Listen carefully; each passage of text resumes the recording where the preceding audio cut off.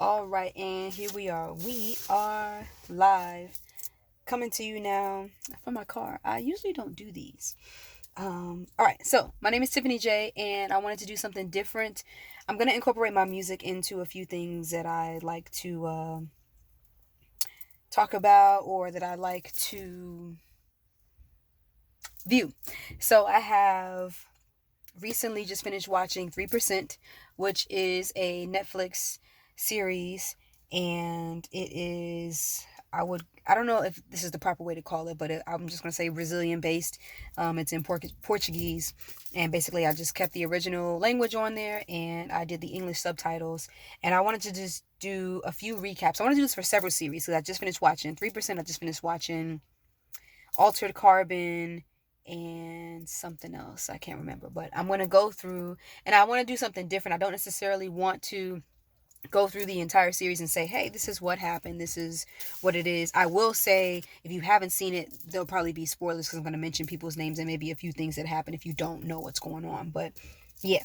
So, first things first, I want to say my favorite characters so far are Joanna and Raphael, or Triago, and you'll know why his name is that, when you see it. But definitely Joanna, because she has such a strength. And I was like, I saw her and I was like, I have to find her online in real life and see who this person is. And she just has a strength to her. She has a beauty to her. She has a rawness. And it made me realize that, because a lot of times I feel like as a black female, I feel like with our natural hair, it's it is sometimes it seems like it's too raw, and it's maybe there's too much strength in the essence of who we are, but that's a lie, and that's not something that you should shy away from. So that's why Joanna is one of my favorite characters, and we see her evolution in a realization of self. Not so much that she needs to necessarily find herself, but she goes deeper into who she already was or who she already is. As the world changes around her, she knows, or she learns how to trust, and mainly trust herself, because there are times where she'll make a decision and then she's like, oh, I'm so stupid, I shouldn't have did that, I shouldn't have trusted, whatever, not realizing that everything that you do has a consequence, and it leads to the next whatever, but it does take that bit of vulnerability, and vulnerability and openness to allow yourself to let people in. And that was one of her things that she needed to work on. So that Raphael, for he knows, like Marco, okay, this is a dog eat dog world, right? And he did what he needed to do to get where he needed to go, but he also has a heart and a soul about him. And so his evolution more so comes in trying to do the right thing, and by maybe almost by any means necessary, which is kind of like what Michelle does. But what I'm going back and forth, what Michelle does is she was all for her brother until she realized her brother was something that she was not, that she wouldn't believe in. And so now she has to find a new cause, and she started to find that in season 2 with the shell, but it kind of crumbled, and now hopefully, no, I'm sorry, season 3 with the shell. And so now hopefully in season 4, when that comes out soon, her, Gloria, and everybody else can now come and finally finish the injustice of this whole, like, the inland and everything else. Okay, so Margot and Raphael are similar, and I feel like they started on different spectrums or different ends of the spectrum, basically. Margot comes from I feel like a militant family where, basically you take what is so-called already yours as if it's yours. And so he takes what's ours, and we see in season 1 during the process how that ended. It was very traumatic. And when I saw him, I think I saw him in season 2, I was like, he's still alive. Ah! So I was like, wow. I'm glad they did that. That adds more dynamic to the show. So both Marco and Raphael understand and they have a similar mindset. However, Raphael is somewhat, I feel like, of an underdog.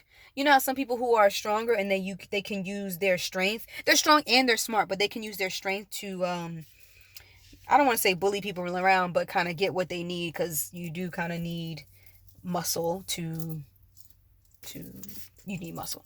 You need muscle. So Margot's the muscle and he's also a mind. Raphael, he's the mind. He's the mind. He's a mind too. Not as, I want to say not as much as Fernando, because Fernando is definitely the mind, but he didn't have the muscle because he was restricted to a wheelchair. You know what I mean? So if you could take all of the main characters, Michelle, Joanna, Raphael, Marco, who am I missing? All of them, right? I think those are the 5 major characters. If you can take those, they all would make the perfect person, but it takes all of them to make this go through. Okay, so I've talked, and now let's talk about what I wanted to talk about, because I went into my favorite characters and everything. Okay, so season 1, the process. So number 1, these are a few questions. Is the process needed? Number 2, is it an illusion? How do we relate it to society today? And number 3, how do I relate this to my music and my life right now? So number 1, I said, is the process needed? Now, in reference to the show, I feel like it's not needed, but if we base it on our society right now, I might be skipping in my notes, but if we base it on our society right now, as far as capitalism, it's kind of like, literally we have our own process that we're going through, and that's how things are. So I said, is it needed? I wrote, everyone can define their process. How far, in defining your process, you define how far you want to go, how extreme you want it to be or not. It depends on your own merit, as they say in the show, and what you want to contribute or bring into it. I wrote, what you can't do is you can't control certain factors like the tests that come your way, but you can control how you'll deal with the outcome. So within the process, like the first test is basically the interview. Everybody has an interview, and based on your questions, whether you have ties to the inland or whatever you may say or whatever your attitude is about certain things, they may eliminate you right then and there on the spot. If you pass, you pass. If you're eliminated. And how you deal with, like, that's the first test, how you deal with that. It just kind of, it's a wake-up call. The second test, at least for the first season, was about cubes, and they had to put like 9 cubes together. And so in life, if we relate this to life, in life you have different tests that may come your way. The first test is when you wake up in the morning. Did you wake up on time? Are you going to be able to get to work on time? How do you handle the process from waking up and going to work? How do you handle that? What is it that you do to get you to the next phase in life? That's all in a test in itself, and that helps you pass the next level. Did you automatically eliminate yourself? Did you defeat yourself before you got to a certain point? Yes, no.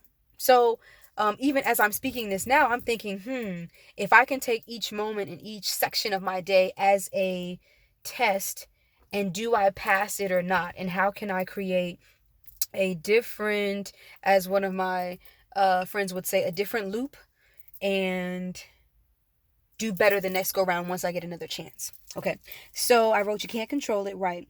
There are some tests that you think you've passed, this was interesting. So there's some tests that you think you've passed, and then next thing you know, so everybody thinks they passed, and then they're like, oh, but there's a twist. In actuality, it's this. And then you're like, oh. So that, in those instances, it reveals, another challenge gets proposed, and it reveals, what did I say, a blind spot, or another level of vulnerability that you didn't think that you had. So that's something to keep in mind. So let's say the first test of the day that we all usually face. Get up in the morning, you get up on time, you're getting ready to go. Like for me, I leave an hour early before I go to work, right? And then, but unexpectedly, there's traffic. Or unexpectedly, you get to work and now you're faced with, boom, there's 5 customers there waiting for you, or there's a huge major task. What is it that you're going to do? I don't know. But yeah, so it reveals another vulnerability. Maybe your vulnerability could be, okay, you got up on time, you got to work on time, but you didn't eat. So now you're tired, you're groggy, and you're like, now you don't have the energy that you need to, or you need to push and pull for more strength. You know what I'm saying? Stuff like that. Okay. So I also wrote, what I find that's better in my process is if I actively seek it. So I guess what I liked about the series is everyone knows about the process. Unlike sometimes in the world, I feel like sometimes we're unaware that we are going through a process, but we are each and every day. So at the age of 20, everyone is aware that they're going to go and have this process. And again, if I relate it to my life, it's not, oh, at the age of 20 or at the age of 30 or at the age of 40, I'm going to do this or I'm going to do that. It's literally every single moment I have an opportunity to go to a process. I have an opportunity to take on a new task, take on a new role, take on a new challenge to better myself. Here's a new test. How can I go into a full force and what can I learn from it? So that's something that I'm learning uh, about this. It's going to happen one way or another, but if I attack it head on, for me, I feel that's better than just kind of sitting and waiting for it to happen, just letting the process happen to me versus me going into the process. Okay, 1A, because I'm still on question 1, is it needed, right? I believe it's important to know who your players are in the process. So you have the people from the offshore and you have the people from the inland. You have the division, you have your process leader, you have the candidates, like all, you need to know who all of these people are. So if you've watched the series, you understand what I'm talking about. And if you watch a series, hey, let's think about who are who are our process leaders. Sometimes they can be government, sometimes they can be your employer, you know, et cetera, et cetera. Who are the candidates? All of us. And those roles fluctuate. So let's say I can be an employer for people that I am in charge of, or I can be a manager, but then at a certain point in time, I'm now a candidate for, someone else who's over me, if that makes sense. So in the process, knowing who the players are. Number two, what does this tell you? What do we need to learn about it? As far as Ezekiel, he played a significant role, and I felt bad when he died. Okay, because I was like, I think he was needed, but I mean, you can't control how the process goes. You can't control who gets eliminated, who doesn't. Life, even though they think the process is fair, it's not. Just like how life isn't fair, it's not. So when I say what should you be learning about your leaders of the process and the players in the process, I feel you need to know yourself. You need to know, like Joanna, she kept saying how Ezekiel, like, you can't change our minds, and Michelle was trying to play like both sides, and Raphael, same thing, and so was Marcella, the division leader. There's just a lot. You need to really know who your opponents are, who's on your seat, or excuse me, who's on your team, who's on your side. Because everybody, when they got to season 2, you got Raphael and Michelle against each other, literally all the way up until the very end. And finally, at the end of season 3, everyone now is on the same team. But throughout the seasons, people fluctuated, and they were all over the place. It was crazy. But it was like, if you think about it, you got the people from the offshore and people from the inland, like, they all, if you look at the founding couple or trio, they created this within themselves. Like, it just unraveled, it just unfolded within themselves. So with that being said, who do you trust? How do you know who to trust? Like, when I talk about my favorite character, Joanna and Raphael, Joanna needed to trust herself, number one, first and foremost. And I think I resonate with that, because it's like, when you trust yourself, then you can finally make a decision on, I'm going to do this or I'm going to do that. I can't change, just like she can't change what someone else is going to do. There was a scene where her and Michelle were working together. They got the bomb and she was going down no, they were doing something, going into like an elevator shaft or something like that. And then Michelle was holding the door up and she was like, all right, I got it. Whatever they were looking for. Then Michelle left, right? And then Joanna was like, oh, stupid, whatever. And then Michelle came back and she was like, you thought I was going to leave you? And so then again, it happened again. Michelle was like, you can trust me. And then she left, right? So I guess Joanna, she blames herself, you know, and it also messes with your psyche, thinking like, dang, like, am I doing this right? Am I not trusting myself? Am I not, making the right decisions? I feel I relate to that, because you just have to remember, stay true to who you are, know who you are, continue to learn and unfold who you are, but you cannot change what other people do, think, and feel. You just can't. So, yeah. Now, Raphael, what I loved about it is he finally found someone to love and someone to care about him, unlike his family, who goes back and forth and they turn on him, um, which is Elisa, right? So, and then at the end, not the end, but towards the end of the third season, when she's like, because in one, Elisa needed to make a decision herself because she kept trying to play both sides. So you can't be lukewarm. You got to pick one. You got to be hot or cold. So Raphael finally at the end, he was like, look, like I did this. I finally told the truth. Because you can tell the truth over here, but it can't be the truth for somebody else. And you can lie over here and it's not the truth for them. So what is it? Oh, my people back in the house. What is it that you're going to do? So he was like, he finally did right by the ones that he loved. And sometimes I feel like that's what really matters. Do right by the ones that you love and that you care about. And again, just like I said with Joanna, you have to know in your heart of hearts that's that is what you want to do and that's what you want to happen. And then it's up to someone else to make that decision. Sometimes you just got to touch and agree, and if you don't, yes, the house divided is not going to stand. And that's kind of what kept happening throughout the series. What do you stand for? Michelle, what do you stand for? When we talk about it's important to know who your players are. What do you stand for? Do you believe in a person? Do you believe in an ideology, Fernando? You know what I mean? Gloria kept flipping back and forth, and she believed so much in the process in the offshore that she forgot so much about Fernando would never stand for the offshore. You know? So let's keep it moving because I'm still on point A now. I got to move to, this is still point A. I said each day is a brand new day. Thankfully, we can take what we learn and apply it over time.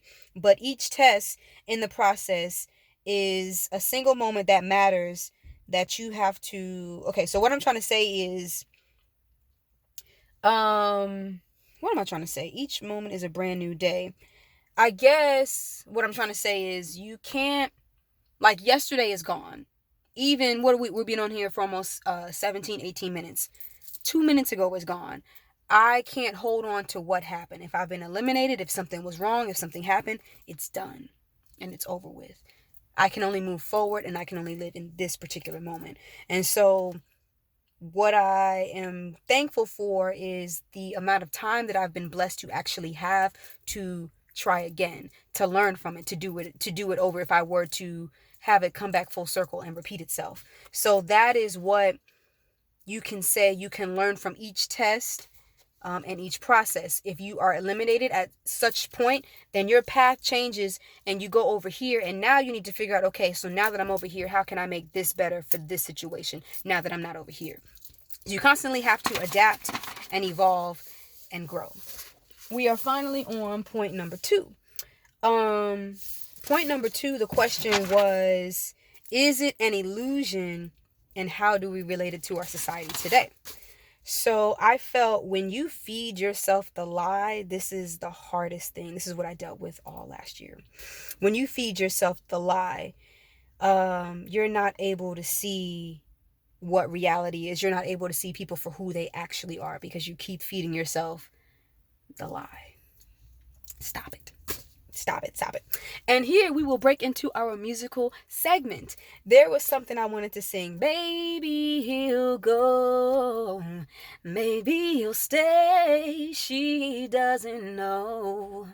There's no way for the two of them to come together. So maybe he'll go, maybe he'll stay. She doesn't know. There's no way for the two of them to come together. Musical segue. I wrote this snippet because it sucks sometimes about relationships. Whether you're it sucks sometimes in a relationship. I'm thinking about even if you're in or outside of a commitment, considering marriage. At any given point in time, anybody can change their mind, especially when new information is received or added to the equation. And that sucks sometimes that people, they can do that. But just like we talk about with the process, you can only control you. You can't control the other person. And so that's kind of what that song or that little snippet was about that I made up. I mainly expect this a lot in dating as far as the people changing their mind. And what I don't appreciate is When people change their mind about something, they don't tell you, and they just disappear off the face of the earth as if they have died, or as if you have died. Sorry, I'm kind of hot. So the whole disappearing act and the ghosting act, like, that's a whole nother subject. But we came to talk about this show. Hopefully by the time both parties get to an engagement in a marriage kind of situation, they're willing to work it out and actually communicate whatever the new information is. All right. So feeding yourself the lie and relying on your emotions, those are things within the process or the illusion of life that you can't let get a hold of you. You cannot you can't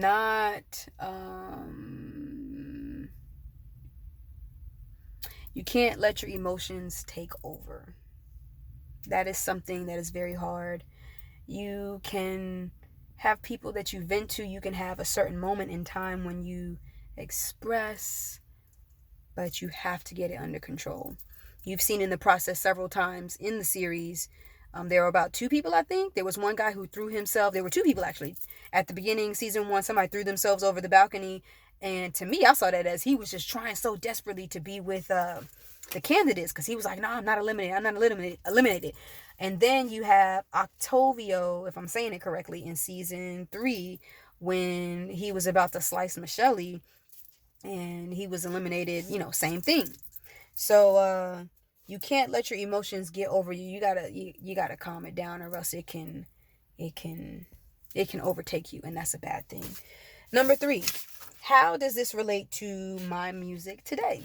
And any other aspiring artist, not necessarily with your music, but just whatever your artistry is. All right, and then we gotta hurry up and wrap this up because I've been talking too long, and I've never done this talk too long on a thing. Anyway, every step of the process is necessary. Do not underestimate any part of the process, because you have to be able, just like when you're watching a series and your friends be like, you need to pay attention, you need to pay attention to every part of the process. So as an artist, when we talk about writing, recording, visualizing what your final product is going to be as far as your video and your pictures and how you're going to promote and market, etc., those are important. So you need to take your experiences you need to cherish your experiences as an artist, because those are what is going to propel you into your career. That is what will propel you into creating new content.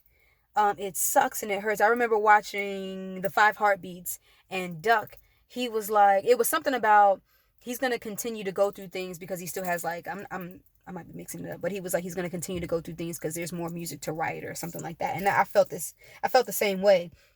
Like, I'm going to continue to go through because there's more music that needs to be birthed from it. Right. The concept in the series 3% is, if you're worthy and show merit, you will go to the offshore. So, and this is what I was saying, in our capitalist society, it is very true. If you are worthy, if you put forth the effort, if you put in the hours, if you put in the work, then I guess maybe the question could be, what is your offshore? Have you arrived yet? And I feel like in every step of the way, there's always a new level of an offshore, basically, or a new level of the process. But the offshore, maybe it could be an unrealistic place that we think that we'll get to that may never be. And that is when it's time for you to clock out, and it's it's your time to leave this earth. That's when perhaps you go to the offshore, when all suffering and everything is gone and done. But then I guess your merits and everything that you've done are laid out on the table.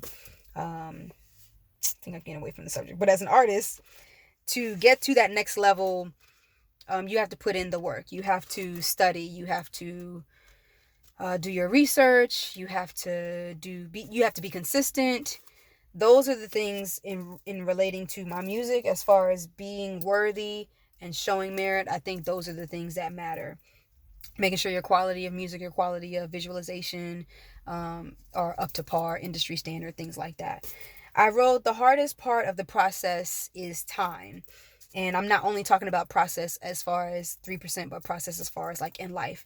Time and dealing with pain.